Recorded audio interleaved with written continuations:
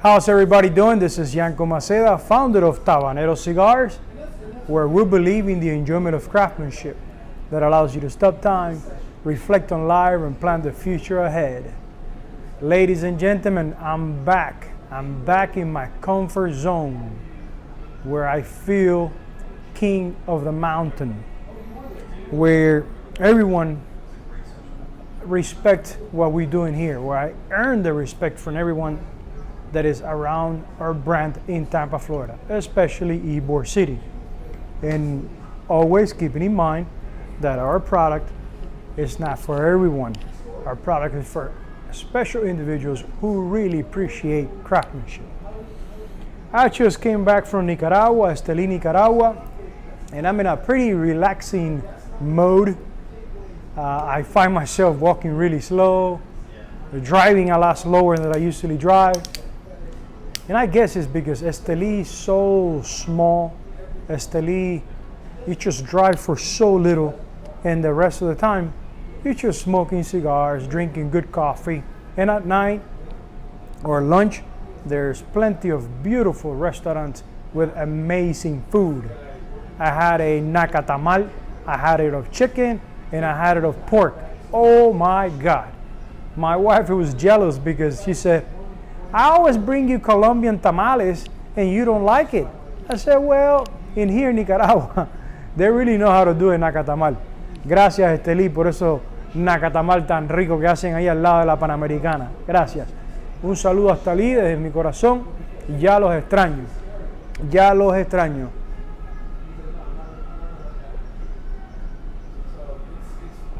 And I don't know if you were able to see my last Sunday Live, where we talked to the trip of Jalapa, my discovery of Pueblo Nuevo, the tobacco Pueblo Nuevo next to Condega. And I'm just smoking Pueblo Nuevo until the bundle is done. I'm in love with Pueblo Nuevo. This life is to continue not last Sunday, the Sunday before, where I talked about Carlos when I was coming in the plane, and I was fortunate to be sitting in first class, and a gentleman next to me, Carlos, we started a great conversation about what he does, and he shared with me his exciting journey in distribution of seafood distribution in Miami. And it got to a point that when he shared everything about his life, he said, well, what do you do for a living? And let's just recap and show a little bit of last Sunday so you guys can see what I'm talking about while I light up my cigar. I am doing a port. I bought a 9-acre island, made it 24 acres, and it went below 3 feet water level. I went 9 feet up water level. So I said, so you put a lot of trucks of dirt in there? Yeah, a lot. And he started showing me pictures. Beautiful, it's coming out beautiful. He's doing stores, he's doing restaurants. Beautiful work he's doing, Miami style for Belize. He talked to me about infrastructure. You know, they went 150 feet down in the ground for the sewage, for the black water.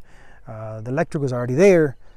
I was amazed with, you know, this individual by himself, kind of look alike like me, you know, same skin color, some similar hair, how much he has accomplished in 30 years. And he started working in a grocery store in Miami, and he liked his seafood. He saw opportunity on seafood, and he took the risk. I said, Carlos, God bless you. God bless you, Carlos. I really admire you. You are inspiration. Oh, thank you. And that conversation continued. I was really enjoying it. And then he said, well, I'm flying now in first class, but usually I bring my own plane. And then he showed me pictures of his plane, his family inside of the plane. He said on his plane it takes 4 hours because it goes slower. On this plane, the big plane, it was 2 hours and 20 minutes. He says, but I'm thinking to buy a jet. I'm thinking to buy a jet. On my plane, I only need a pilot, but on the jet, I need 2 pilots. I said, okay. And then he started showing me his house right here at the beach where he stayed. And he was coming only for a week to buy a condominium in Managua. And I was just dreaming. I was just dreaming how an individual, is able to, an individual is basically coming the same way as I'm coming, and how he's able to accomplish so much because of his heart and his passion.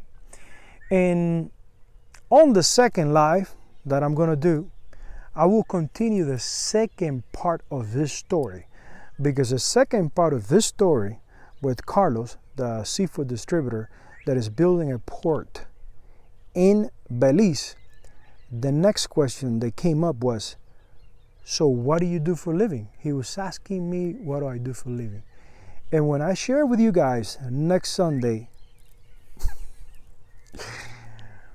what that conversation went into, you're gonna be amazed. But I don't want to keep you for so long. It's hot in here. So the question was, so what do you do for a living, Yanko? I said, well, now is my time.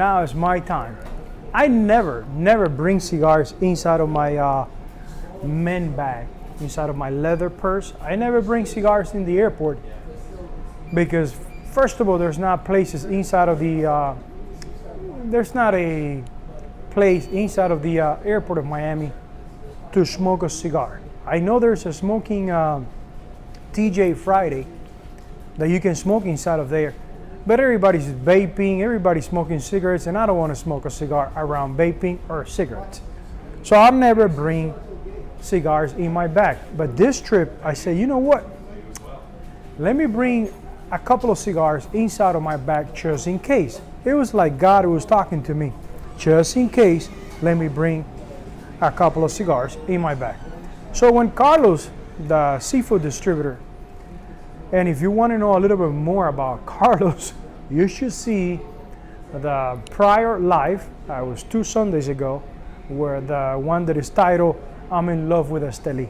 You should see that so you know exactly who I'm talking about, Carlos, the seafood distributor, and everything that he's involved right now.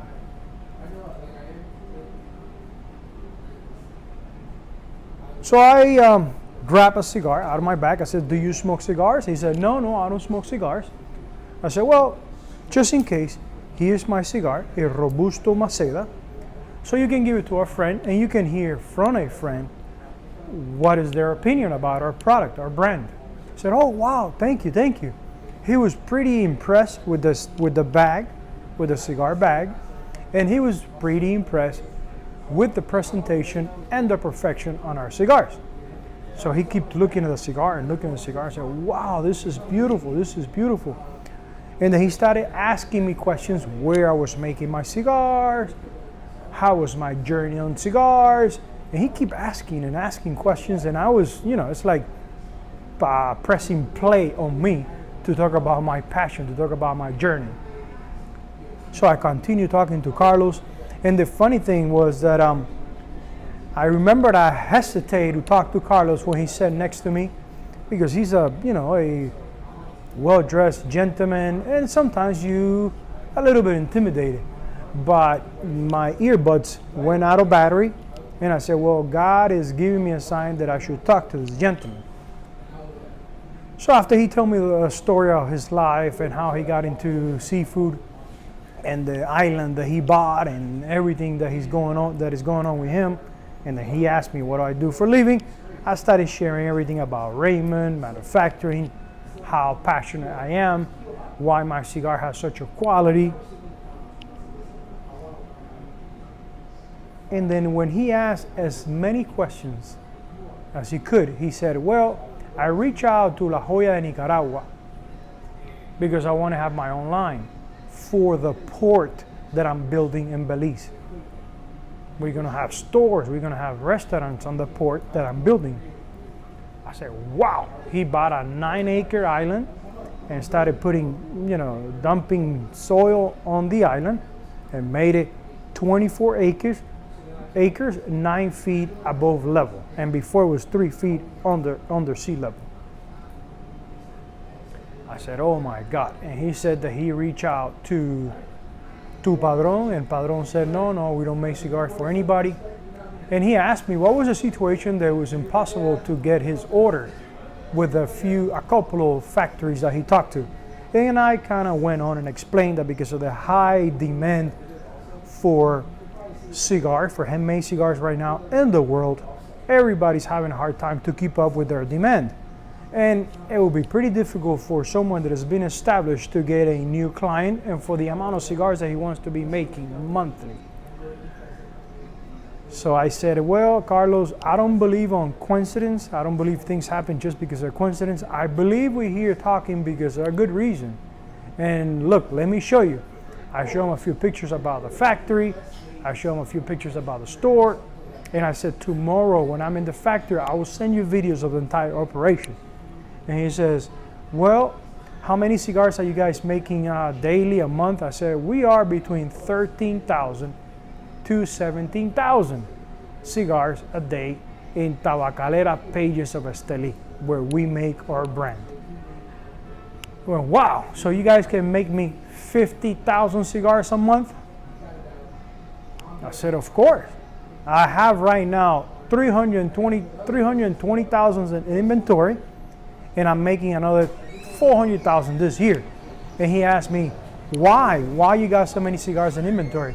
Well, one of the reasons is because I'm preparing myself when I meet with people like you to have product ready to touch other horizons.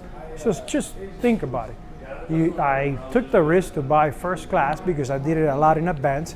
Usually when I buy my tickets right away, it's like $1,200.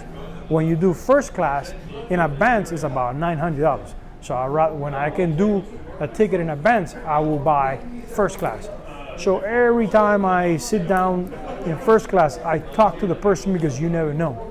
So here I am talking to a gentleman that he would like to have 50,000 cigars of my product every month. And people go, wow, Yanko, you're so lucky. This has nothing to do with being lucky. This has to do with you taking risk, flying to Nicaragua, meeting people. When God and the universe sees that you are so true, that you are so honest about what you're doing, and you're taking risk to getting out of your comfort zone, he starts putting the right people next to you. Usually in the beginning,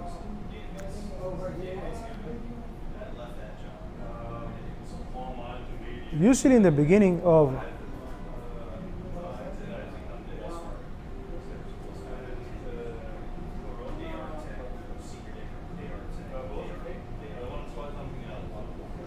my God. Usually in the beginning of any business, it's only struggles. And God will put a lot of frogs on your journey so you can kiss these frogs and see if you find your prince. But God puts so many different people on your journey and you get burned so many times. But when you get to a level that you earn the respect of the universe, God, when you already prove yourself, 99% of everyone that starts including on your journey by God is amazing opportunities. Believe me, it's happening to me. I've seen it happen in movies and I say, well, this will never happen to me. It does happen to individuals who really believe in what they're doing and they serving others with the best of them. And that's who I am. Oh my God, I was so happy. I couldn't get to Esteli and share the story with Raymond. And when we got to Esteli, I explained to Raymond what just happened. I met a guy that he has a private plane, that he has an island. He owns an island in Belize, and he's building a port.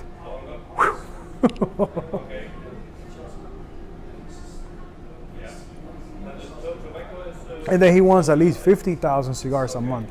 Wow. So my order, instead of being 350 a year, it's going to be a lot of cigars a year. And because God is good, I got to Raymond Pages at the right time. In a sense that now we can establish production like that because he's in his beginnings. And he already on his mind decided that he wanted to stay boutique. He's right now at 52 pairs of rollers. When I got to Esteli, he was missing 14 pairs of rollers. And I said, Raymond, every time I come here, we both connect our energies. Everything starts to move. Everything starts to move because we both have such a clear picture where we're going that when those two energies get together, we attract beautiful things. So a lot of things developed while I was in Esteli with Raymond, and it always happened on my trips to Esteli.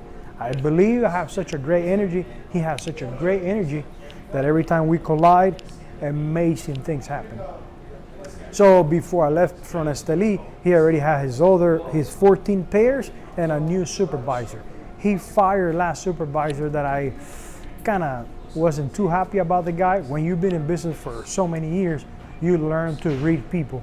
And last supervisor, I said, yeah, Raymond, I don't have a good feeling about this guy, how he talks to you, how he excuses himself every time we find something wrong. And he fired the guy in front of me on Monday. It was amazing. It cost him $3,600, $3,600 to fire the guy.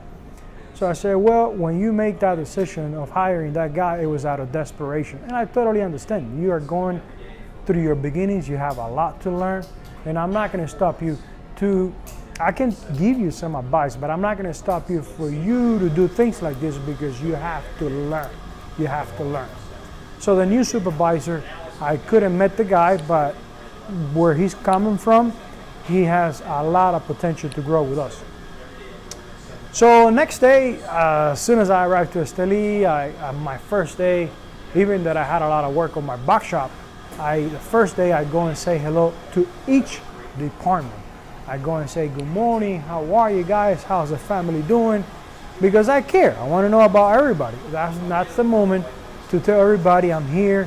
Anything that you guys need that you believe I can help, let me know. So I did that.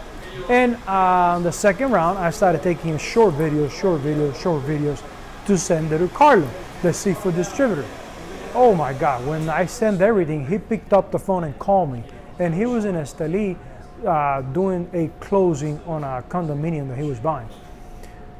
He called me really excited. He said, wow, Yanko, what an operation. Yanko, I've been thinking about it. Can we make some cigar tables, send it to Belize, and can we bring some rollers to Belize? I said, managing rollers is not an easy task, but for a show, I think we can do it.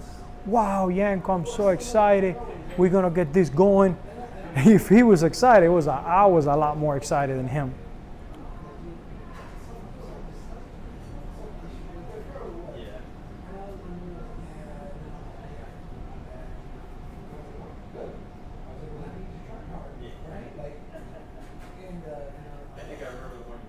This is a really fresh cigar.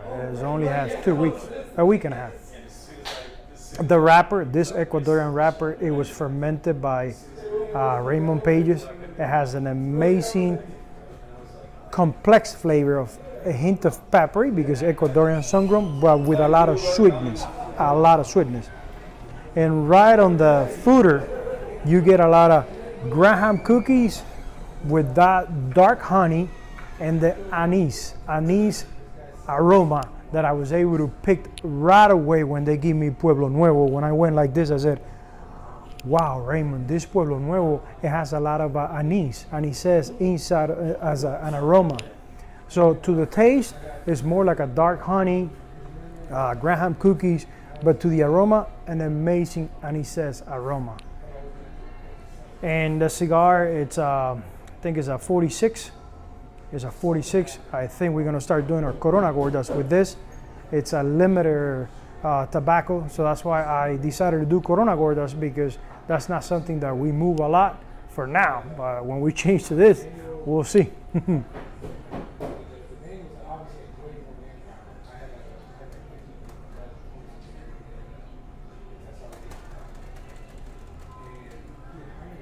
And no, this is not available. This we'll see it next year, and definitely will be a $16 cigar. $16 cigar because it's an amazing cigar.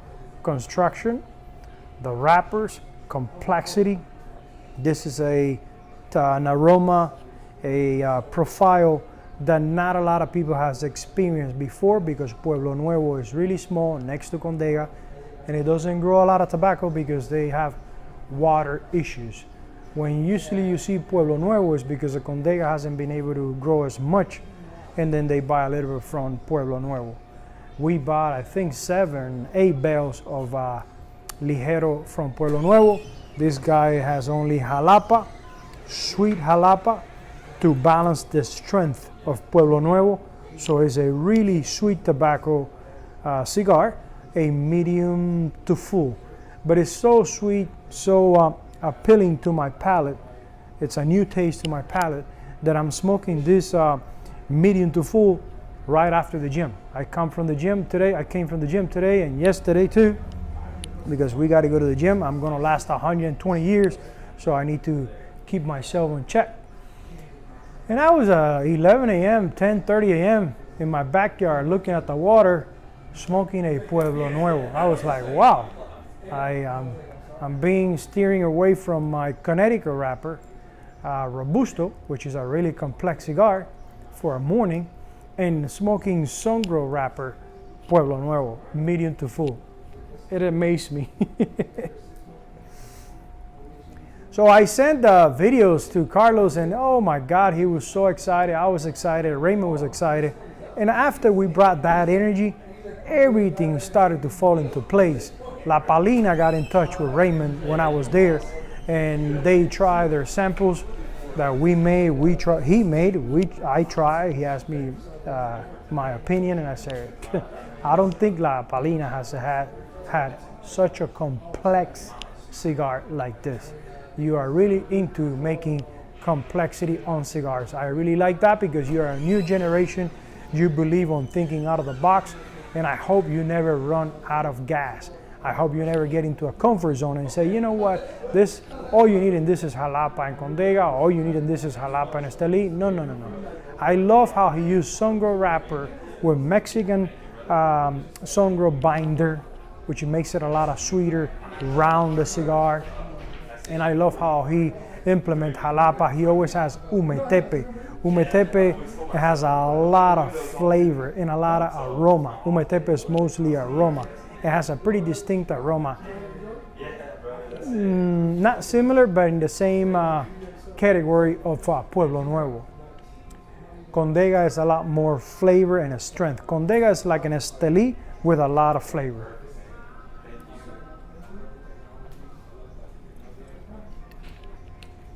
So I was really excited at the beginning of my 2 weeks in Esteli, because what happened with Carlos, God made me a believer again. Do not to hesitate when I feel the energy, when I feel the vibe, someone next to me, of talking to the person. God sent me signs.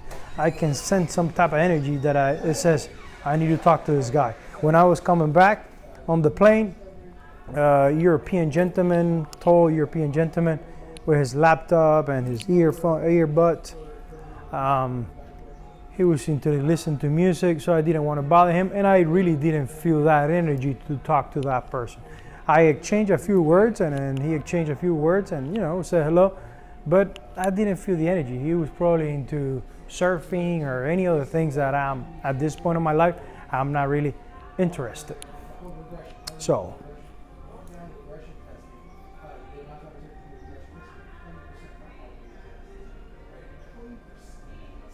I got a lot done. I got a lot done in the box shop. It is a beautiful feeling that the box shop is not even starting yet. I think the box shop will start cranking boxes August, September. But because Raymond has all our beautiful boxes on his table, any customer, any client that comes in to do business with him, automatically he asks the questions, can you help with boxes? And he says, yeah, in a few months I'll be able to help with boxes. So we're not even starting yet, and I got potential clients already for the boxes. Yes, we brought plywood for 2-year production just for Tabanero. But as soon as we get new clients, I think I think I'll be making boxes for other people pretty soon, pretty soon.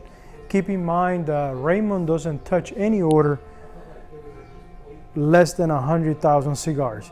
So if I'm gonna be making boxes for any of his orders, think about it. Divide 100,000 cigars by 20, and that's the amount of boxes that I'll be making for his customers. Whew.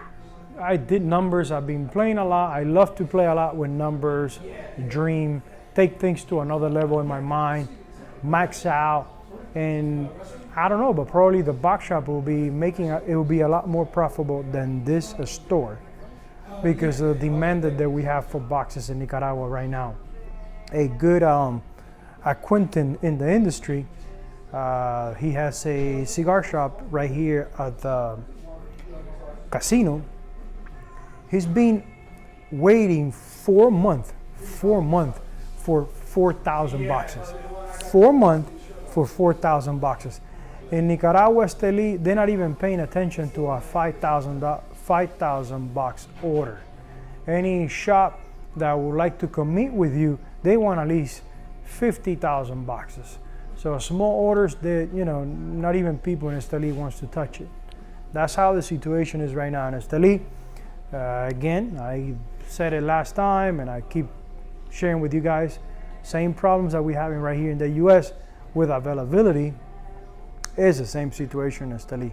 Cellophane went up, paper went up, packaging is up the sky, tobacco is up the sky. On my last Sunday live, I shared with you guys how we were negotiating tobacco, premium tobacco for the cigars, and it was impossible. It was impossible with some of the growers. So I don't see the situation getting better. That's why I keep making as many cigars as I can, because I don't know where the industry is going. I have no idea. I know at some point it will correct itself, but it'll probably take 3 years to correct itself. 3-4 years. What are we doing 3 or 4 years if we run out of cigars? So I become really, really, really good to see around the corner. I'm here in the present, getting things done that I need to get done in the present, but most of the time, my brain, it's in the future. It's always in the future. I'm always looking ahead, and that's why all the at bet series that I have outcome that I have accomplished is because I'm always in the future. Someone asked me in the last live about to keep sharing information about how to start a cigar line, how to start the cigar business, that whenever he will be ready, he would like to talk to me. I'm always open. You have any questions about the cigar industry, I'm always open, because I truly believe that for this industry to keep growing, you need to help the next generation. So I'm open. Any questions, put it in the line, send me an email, and I'm always open to answer your questions.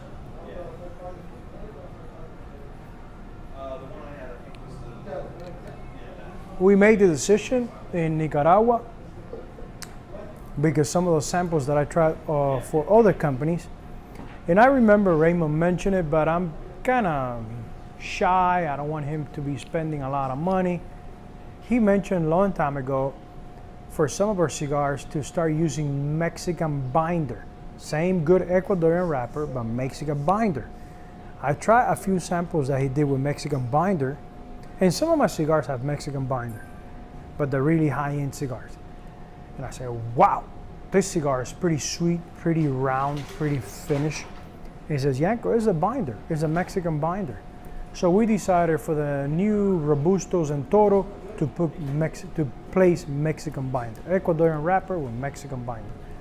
With such a complexity that we have in the Toro and the Robusto, when we put that Mexican binder, it would take the cigars to another level.